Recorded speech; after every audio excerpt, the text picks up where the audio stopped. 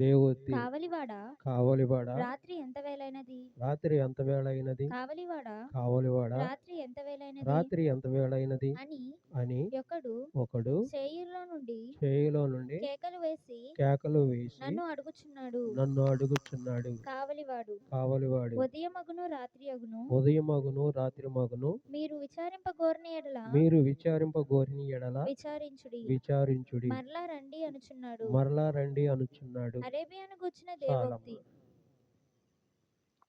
ఇక్కడ ఇక వాక్యం మనం చదివాం, అవునా? కావలిబడ రాత్రి ఎంత వేళ అయినది, కావలివాడ రాత్రి ఎంత వేళ అయినది అని ఇక్కడ ఒక వ్యక్తి కేకలు వేస్తున్నాడు. ఎవరు కేకలు వేస్తున్నాడు? ఎందుకు కేకలు వేస్తున్నాడు? ఆ ఒక వ్యక్తి కేకలు వేయవలసిన అవసరము ఎందుకున్నది? ఏమా అర్థమైందా? కావలివాడ రాత్రి ఎంత వేళ అయినది,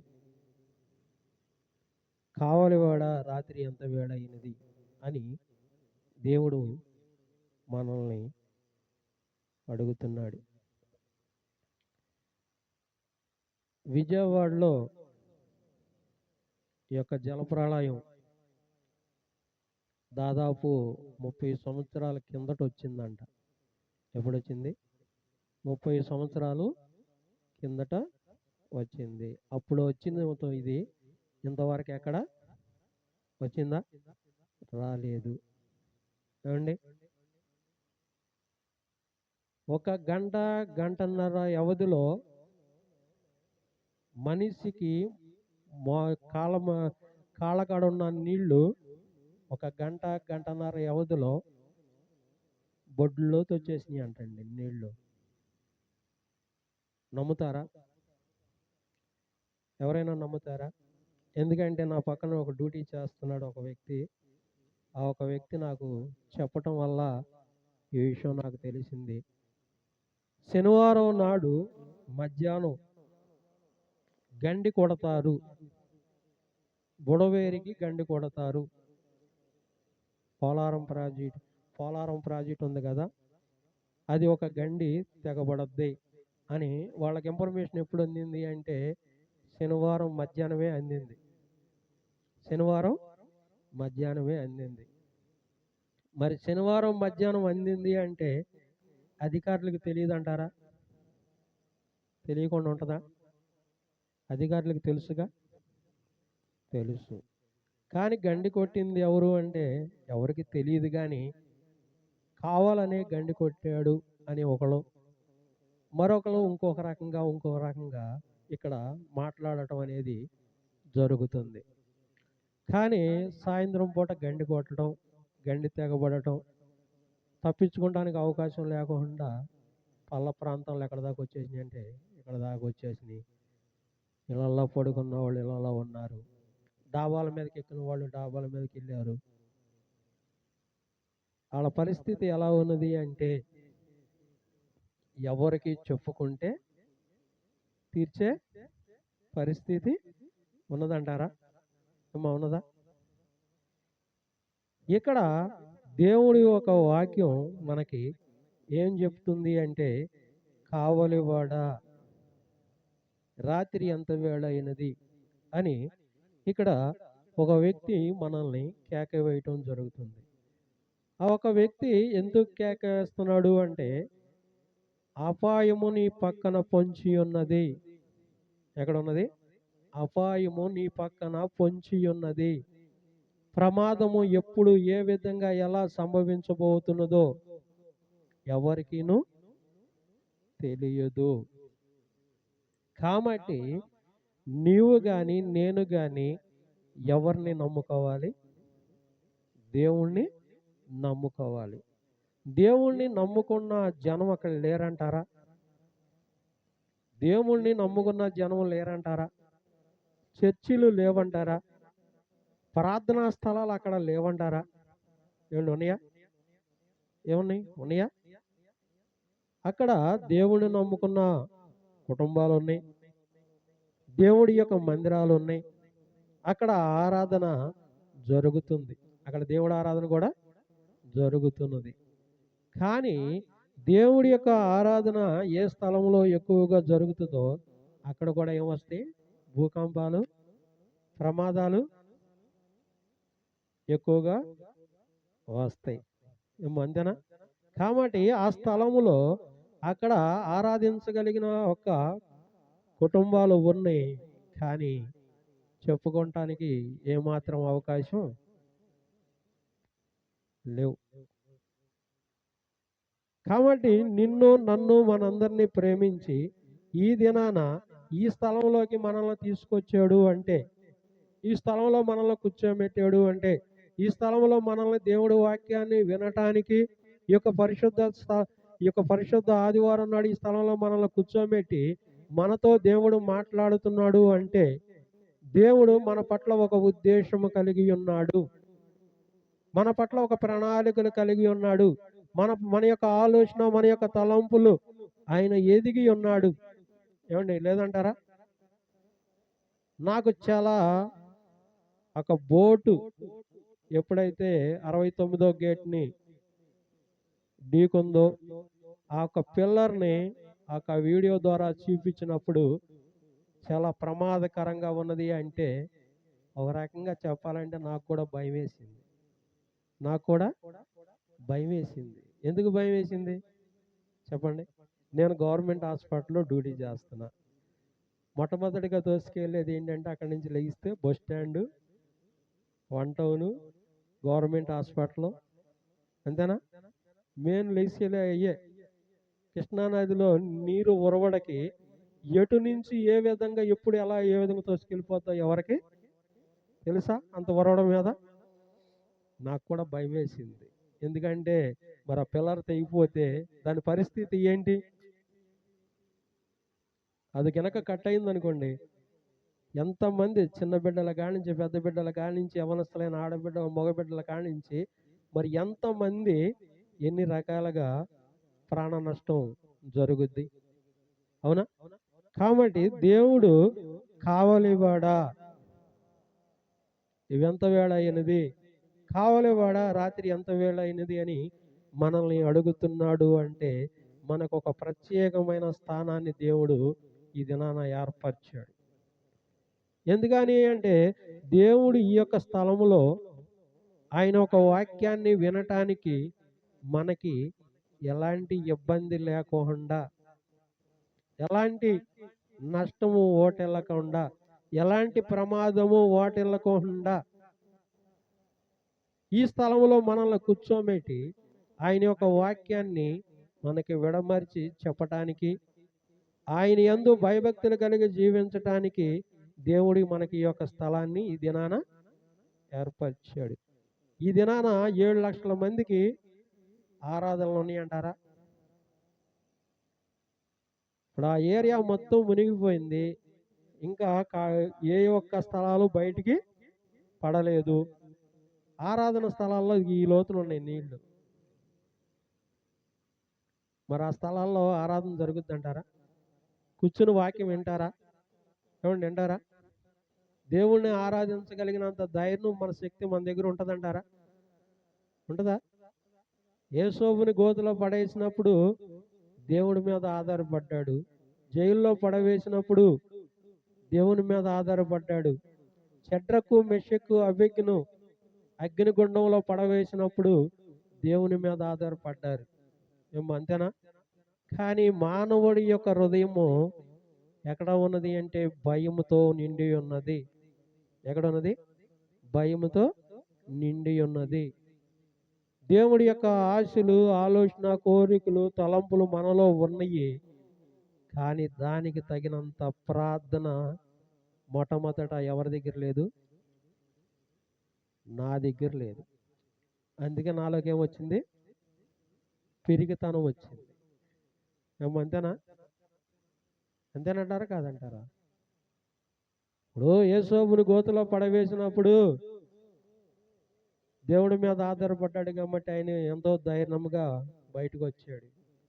షడ్రకు మెషకు అభ్యర్థులను అగ్నిగుండంలో దేవుడి కొరకు పడదోయబడినప్పుడు వాళ్ళు ఏమనుకున్నారు అంటే, నా దేవుడు నన్ను కాపాడతాడు, దేవుడు నాకు తోడై ఉన్నాడు, ఎలాంటి ప్రమాదమునైనా ఎలాంటి నష్టమునైనాను నన్ను దేవుడు కాపాడతాడనే ఒక ధైర్యముతో ఆ యొక్క వ్యక్తులు అగ్నిగుండంలో పడవేసినప్పుడు కూడా ఎంతో ధైర్యంగా వాళ్ళు ఉన్నారు. అలాంటి వాళ్ళని ఈ రోజున మనం చూసుకుంటే చుట్టూ నీళ్లు ఉన్నాయి, కానీ ఏమి లేవు, తాగటానికి నీళ్లు లేవు, తినటానికి ఆహారం ఉన్నది, కానీ తినటానికి అవకాశం ఏమన్నా ఉందా? లేదు.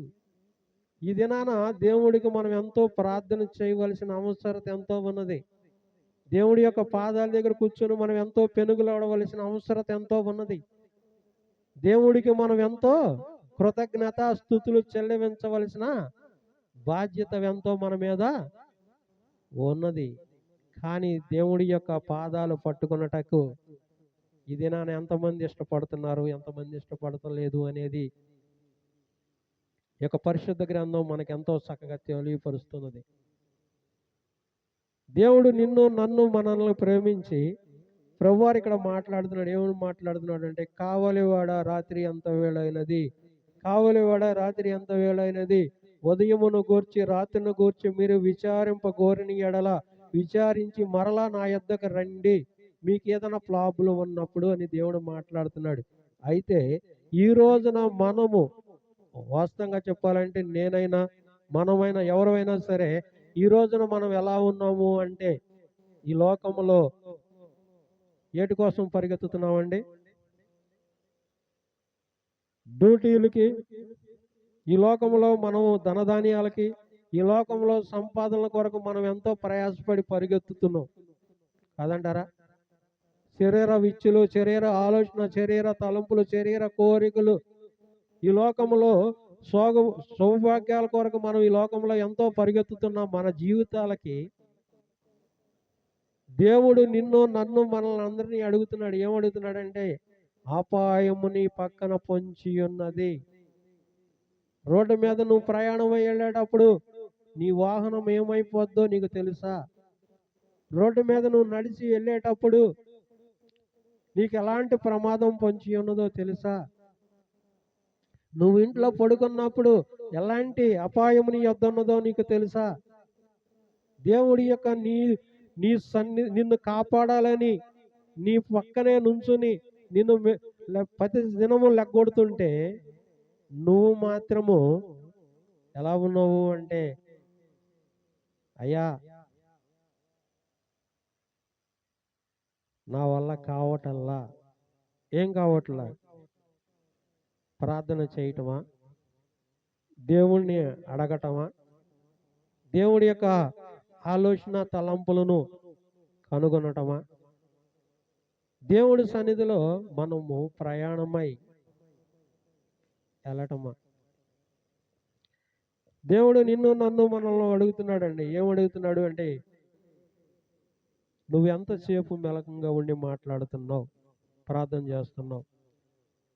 నాకు తెలిసిన వరకు ఒక చిన్న కుటుంబం ప్రార్థించి ఒక కథగా చెప్తున్నాను. ఒక ఊరిలో ఒక కుటుంబం ఉన్నది. ఒక కుటుంబం చర్చికి వెళ్తూ వస్తూ ఉంటుంది. ఆ కుటుంబం ప్రార్థన చేస్తుంది. తన యొక్క భార్య పాటలు బాగా పాడుద్ది, తన భర్త వాక్యం బాగా చెప్తాడు, తన బిడ్డ ఒక డ్రమ్స్ అయి బాగా వాయిస్తూ ఉంటాడు. దేవుడి పని తెల్లారులైతే అందరూ కూడా బాగానే చేస్తూ ఉంటారు. ఆ వ్యక్తి కుటుంబం చాలా బాగా సంతోషంగా, హ్యాపీగా, ఆనందంగా వెలుచుండగా కొద్ది కాలం ఆ కుటుంబం బాగానే ముందుకెళ్ళిందండి. ఆ ముందుకెళ్ళిన తర్వాత ఆ కుర్రవాడు తల్లిదండ్రులతో ఉన్నంత వరకు బాగానే ఉన్నాడు. తల్లిదండ్రులు ఎప్పుడైతే వదిలిపెట్టి బయటికి మరి ఇతర చదువులకు బయటికి ఎప్పుడైతే వెళ్ళాడో అతని యొక్క ఆలోచన, అతని యొక్క తలంపులు ఎలా ఉన్నాయి అంటే ఈ లోకములో చిక్కబడిపోయి ఉన్నాయి. ఈ లోకములో వ్యర్థమైన ఆలోచనలు, వ్యర్థమైన తలంపుల్లో ఆ ఒక వ్యక్తి చిక్కబడిపోయి మరి ప్రయాణమై వెళుచుండగా ఆ ఒక వ్యక్తి అన్ని విషయాలకి బానిస అయిపోయాడు. అన్ని విషయాలకి బానిస అయిపోయాడు. మరి యొక్క తల్లిదండ్రుల యొక్క ప్రార్థన ఆ ఒక బిడ్డకి దీవెనాకరంగా మారుతుందంటారండి? ఇబ్బందికరంగా మారుతుందంటారా? తల్లి పాటలు పాడొద్దే, తండ్రి వాక్యం చెప్తాడు, మరి బిడ్డ కామ్కో డ్రమ్స్ వాయించే చర్చిలో ఒక కుటుంబం ఎంతో చక్కగా అన్వయితంగా ఉండే ఈ యొక్క కుటుంబం ఏమైనది అంటే ఒక చదువు నిమిత్తం బయటికి వెళ్ళినప్పుడు ఆ ఒక వ్యక్తి జీవితం ఏమైపోతుంది? లోకములో కలిసిపోతున్నది. ఇక్కడ మనకి ఈ వాక్య పరిచర్య పరంగా చెప్తే ఏముంటుంది అంటే నువ్వు విచారణ ఏమో చేయాలి. ఎవరి కోసం విచారణ చేయాలి అంటే ఒక భార్య బిడ్డల కొరకు, భర్త కొరకు, తన కుటుంబం కొరకు, తన బిడ్డల కొరకు విచారణ చేయాలి. ఎవరి దగ్గర విచారణ చేయాలి? దేవుని యొక్క దగ్గర విచారణ చేయాలి. దేవుడి యొక్క పాదాల దగ్గర కూర్చుని ఒక భార్య విచారణ చేయాలి. ఒక భార్య ప్రార్థన ఎక్కడికి వెళ్ళాలి? పరలోకానికి వెళ్ళాలి. అలాగే ఒక తండ్రి తన యొక్క బాధ్యత ఏమిటి అంటే దేవుని యొక్క పాదాల దగ్గర కూర్చుని తన బిడ్డల కొరకు, తన కుటుంబం కొరకు, తన భార్య కొరకు ప్రార్థన చేయాలి. ఒక భర్త యొక్క ప్రార్థన బిడ్డలకి కాపలాదారుగా, భార్యకి కాపలాగా, తన కుటుంబానికి ఒక కాపలాదారుడిగా ఎవరు ఉండాలండి? భర్త ఉండాలి. అలాగే భార్య కూడా తన కుటుంబానికి ఒక కాపలాదారురాలుగా ఉండాలి. వీళ్ళిద్దరూ కాపలాదారులుగా ఉన్నప్పుడు ఆ కుటుంబం ఎలా ఉంటుందండి? ఎలా ఉంటుంది? బిడ్డలు ఎలాంటి పరిస్థితుల్లోకి వెళ్ళినా, ఆ ఒక్క కుటుంబం ఎలాంటి లోకంలోకి వెళ్ళాలని ప్రయత్నం చేసినా దేవుడు వాళ్ళ చుట్టూ ఏం వేస్తాడు అంటే ఒక కంచి వేస్తాడు. వెళ్ళనిస్తాడా? ఎందుకని అంటే ఒక తండ్రి మొర్ర, ఒక తల్లి మొర్ర బిడ్డల జీవితానికి ఏమవుద్ది? ఒక ఆనకట్టుగా మిగులుద్ది, కాపాడబడద్ది. అలాగే దేవుడు మనల్ని ఏమడుగుతున్నాడు అంటే నిన్ను నన్ను కూడా మనల్ని ఏమడుగుతున్నాడు అంటే ఇక్కడ ఒకే ఒక మాట అడుగుతున్నాడు. మీరెంత ప్రార్థన చేస్తున్నారు?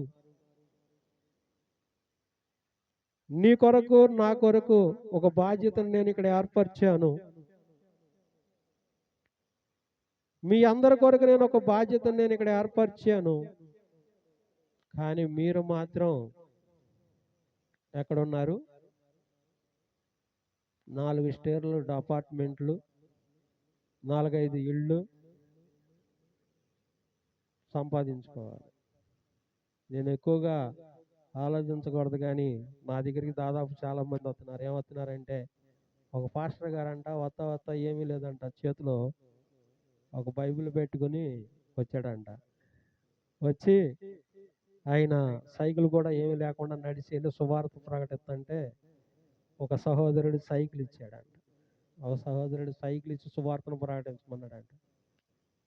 సైకిల్ తొక్కుతూ కొన్ని రోజులు జరిపేదాడికి బండి వచ్చింది. బండి అమ్మట ఎవరో ఒక వ్యక్తి చర్చికి ఎంతంట డొనేషను 7 లక్షలు 8 లక్షలు పెట్టి స్థలం కొని ఇస్తే దాంట్లో దశంభాగం అడిగాడంట. అమ్మా ఏమడిగాడు? దేంటో అడిగాడు? స్థలం ఎవరిది? స్థలం ఎవరికి అంటున్నారు? దేవుణ్ణి ఆరాధించటానికి దేవుడికి ఒక స్థలాన్ని కొని ప్రభువారికి ఒక దైవ సేవకుడికి ఆ స్థలం ఇస్తంటే దాంట్లో ఏమడిగాడు?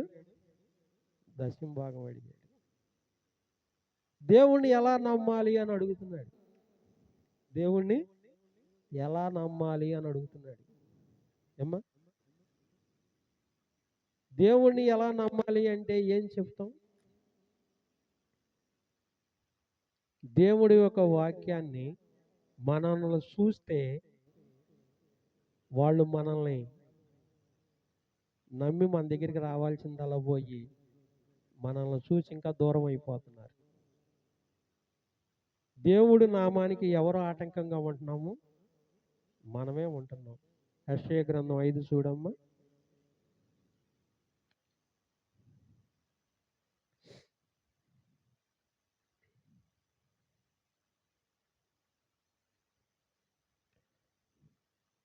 ఐదు 3 నుంచి చూడు. కావున ఉమ్. యెరూషలేము నివాసులారా, యెరూషలేము నివాసులారా, యూదావారులారా, యోధావారులారా, నా ద్రాక్ష తోట విషయము నా ద్రాక్ష తోట విషయమై నాకు న్యాయము తీర్చవలనని న్యాయము తీర్చవలెనని నిమ్ము వేడుకొనుచున్నాను. మిమ్మల్ని వేడుకొనుచున్నాను. నేను నా ద్రాక్ష తోటకు నా ద్రాక్ష తోటకు చేసిన దానికంటే మరేమి దానికి చేయగలను? దానికి మీకు ఏం చేయగలను? అది అది ద్రాక్ష పండ్లు కాయునని ద్రాక్షాబులు కాయనని నేను కనిపెట్టినప్పుడు అది కారు ద్రాక్షలు కాయుటకు కారణమేమి? ఆలోచించుడి. నేను నా ద్రాక్ష తోటకు చేయబోయే కార్యమును నేను మీకు తెలియజెప్పెదను. నేను అది మేసివేయబడినట్లు దాని కంచెను కొట్టివేసేదను. అది త్రొక్కబడిన చాలమ్మ. యెరూషలేము నివాసులారా, యోధా వారసులారా, నా ద్రాక్ష తోట విషయమై నాకు న్యాయము తీర్చుడి. ఈ స్థలంలో మనం కొద్ది మందిగానే ఉన్నాం. నా గురించి నేను ఈ రోజున కొన్ని విషయాలు మాట్లాడాలని అనుకుంటున్నా. గత నెలలో బలారాధన తీసుకున్నారు మీరు అందరం. నేను బలారాధన తీసుకోలేదు. అలా అని చెప్పి నేను దేవుడికి అర్హుడినా కాదా? చెప్పాలి మీరు. దేవుడికి నేను ఇష్టడున్నా కాదా? దేవుడి యొక్క వాక్యంలో బలారాధన తీసుకోవటము, రొట్టి ద్రాక్ష రసం తీసుకోవటము మంచిది. అంటే ఆయన శరీరము, ఆయన రక్తము తీసుకునటం వల్ల మంచిది. అవునా? అవునా? కానీ నేను తీసుకోవటానికి ఇష్టపడలే.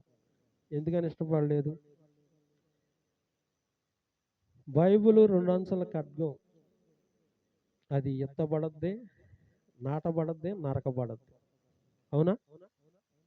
దేవుడి యొక్క వాక్యము మనకి ఎంత విరువుగా వినపడుతున్నదో మనం అంతగా లోబడాలి. దేవుడి వాక్యం ఎంతగా వినపడుతుందో అంతగా మనం లోబడాలి. దేవుడి యొక్క ఆలోచన, దేవుడి యొక్క తలంపులకి మనం గనక లోబడలేకపోతే మనం చేసే పని మంచిదేనంటారా? ఏంటంటే అందుకే దేవుడు ఒక వాక్యము నాకు అనిపిస్తూ ఉంటుంది. ఏంటంటే నాలో ఉన్న కొన్ని లోటుపాట్లు మీకు ఎవరికి తెలియదు. తెలుసంటారా?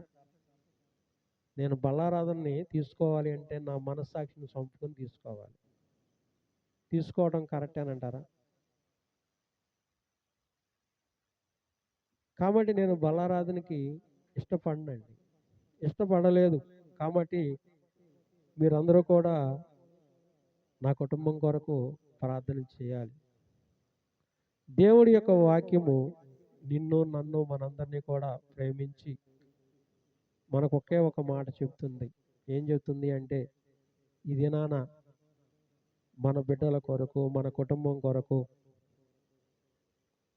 మనకొక బాధ్యతని అప్పచెప్పి, మనకొక సావాసాన్ని మనకు అప్పచెప్పి, ఇక భారాన్ని ఇచ్చిన దేవాతి దేవుడి విషయంలో మరి మనం ఎంత నమ్మకస్తులుగా ఉంటున్నాం, మన బిడ్డల కొరకు, మన కుటుంబం కొరకు మనం ఎంత ప్రార్థన చేస్తున్నాం, ఒక బాధ్యతను కలిగి మనం ఈ స్థలములో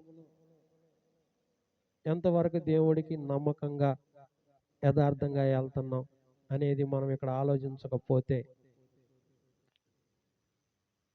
దేవుడు నిన్ను నన్ను మనందరినీ కూడా ఒకే స్థానంలో చూస్తాడు. కాబట్టి మనం అందరం కూడా ఎవరికి లోబడాలి? దేవునికి లోబడాలి. దేవుడి యొక్క అడుగు జాడల్లో నడవాలి అంటే మనం ఏం చేయాలి? దేవుడి యొక్క పాదాలు పట్టుకోవాలి. దేవుడి యొక్క పాదాలు పట్టుకుని దేవుడికి మనం నమ్మకంగా ప్రార్థన చేసుకోవాలి. కాబట్టి ఈరోజుకి ప్రార్థన చేసుకుందాం. మోకరించండి.